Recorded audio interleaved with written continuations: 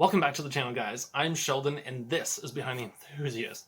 Today, we are going to be talking about, another carryover model, I suppose, for Harley-Davidson 2024 Heritage Classic. I feel like I'm getting close to the end, but maybe I'm not. So, coming in at $27,499 compared to last year, $26,499, so only $1,000 difference. And here's the thing that I noticed first and foremost with the Heritage Classic, and that is the wheel option. We no longer have that choice. We just get what Harley wants us to get, and that would be the laced wheels. There is no option for black or cast or anything like that. It is just standard, except for the actual rim on the actual wheel assembly. That, judging by the photos, does change to actual black when you choose the black trim. But in terms of the actual black cast wheels with that disc or wheel cover or whatever, that is what I'm referring to. That is no longer an option. So let's start from the top. We've got the chrome trim, which is the base. So this is what the price that I mentioned at the beginning is based off of. We have billiard gray, pinstripe. Actually, hold on a second. The pinstripe, I gotta be completely honest with you guys, the pinstripe on the Heritage Classic bugs the crap out of me. I don't know why they do this, but you have a logo, which is an oval, and the pinstriping doesn't follow the contour of the badge. And I have a really hard time looking at this bike and going, yep, looks great. Like, yep. What? Oh, man, it's so disappointing to see a bike that looks so good, has leather saddlebags and everything, and a windshield already on it. This thing's fully loaded, ready to go. You just hop on it and go. And then you look at the tank and you just think, what? Who did this? Honestly, who did this? And that is literally my only complaint about this bike. Well, and the fact that when I demo rode it, I had a lot of head buffeting and I could not ride it because the windshield was the wrong height for me. But other than that, I mean, I could just, get a different windshield, I suppose, or different bike. But aesthetically, the pinstriping, it looks like somebody screwed up. And obviously me riding the bike and having issues with the windshield height, it is what it is, right? Obviously, it's just not the bike for me. Now, Vivid Black is going to cost you guys an additional $450. Alpine Green, brand new colors here. It's going to cost you an additional $800, which I think is pretty reasonable. Now, here is the color that really makes that pinstriping issue really apparent. Red Rock mixed with Vivid Black, an additional $1,100. So the two-tone paint. And it makes that pinstriping line, it makes it really apparent. And it actually really bugs me. Really, really does. And if it bugs you guys as well, please leave a comment down below and let me know if you guys agree with me or not. And, of course, moving on to something more positive, we still have a black trim to choose from, which is really nice. However, it's going to cost an additional $1,300, which I think is not too bad.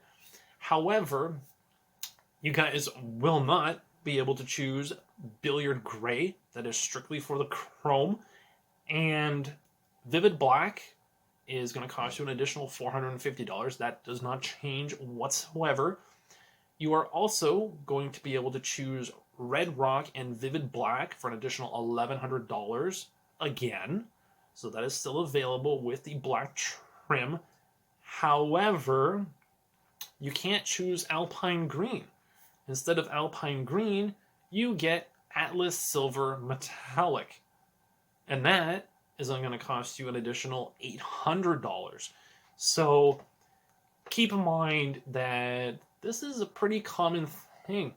Depending on the model, depending on the trim that you choose, whether it be chrome or black, you're only going to be able to choose a specific color. So Harley says, well, if you want that, you get this. But if you want that, you got to give that up, and we'll give you this instead. So basically, it's a bit of bartering, if you will. And, well, it's not unheard of actually swapping tins. So don't tell anybody that I told you that, but that is a possibility. So if you guys say, I don't like that one, and you find a buddy, or maybe you just walk into the dealership at the exact same time that the other guy's looking at the other bike, goes, oh, I really wish that one had chrome instead of black. And you're like, hey, really? I'll trade you. Who's to tell you no? So, ABS, security, and cruise control, all standard features on this bike, and that is it.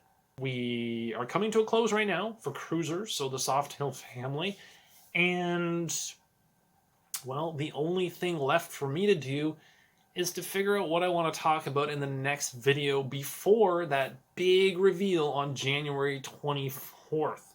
So leave any final comments down below for me, guys. If you guys like this video, make sure to smash the like button so I know that it's working. Of course, be sure to subscribe as well so you guys don't miss out on all the juicy details coming up, you know, at the end of January. This is a really good year. And I say this because there have been pretty much zero spoilers. I haven't heard anything about CVOs. I haven't heard anything about new models. I haven't heard anything, literally, except for fake news, unfortunately, involving AI, of all things, and rumors. That is it. Fake news involving AI and rumors. I haven't heard anything else, which I call that a win. I really do. Because January 24th, Harley has put so much effort into maintaining the integrity of the reveals. You know, you're protecting your brand. You have put so much thought and effort and planning into this whole big reveal, which, to be completely honest, I mean, I may not have mentioned it in a previous videos, but we have a huge event this year because of Willie G. And I do have a prediction on what I think might be coming down the pipeline from the Harley-Davidson factory. Now, obviously, if we're celebrating Willie G, it's probably going to be some clothing and, you know, like merchandise, right? So little emblems and whatever that are going to be available. There might be, I don't know, a new P&A collection for the bikes, perhaps, something to that effect. And that's pretty exciting as well because they don't tease any of that. And working in the parts department at the dealership, I don't see any of that stuff. I basically get it the same time that you guys do. Or one day prior, maybe, if I'm lucky, and that's about it. But generally, I come into work, I sit down on my computer, I pull up my Harley-Davidson website just as you guys would do. You wait until 10 a.m. or 11 a.m. or noon, whatever it is, right? And you log in and you see the video, right? Harley reveals their video, their big grand plans. They release new models, details, features, paints, CVOs, whatever, right? And potentially they come clean about what's been axed from the lineup. You know, maybe we won't see certain models coming back, or maybe we will. We don't really know. But if we're patient and we wait until January 24th, we will find out all of those details. So hopefully you guys can wait, because I have to be patient on this. I have to wait, and I'm going to be making videos in the meantime of my predictions and my wishful thinking. Yes, wishful thinking for what I hope they end up doing, and we'll see if I'm actually right or wrong about those thoughts as well. So hopefully you guys like this video, and I will catch you guys in the next one. Thanks for watching.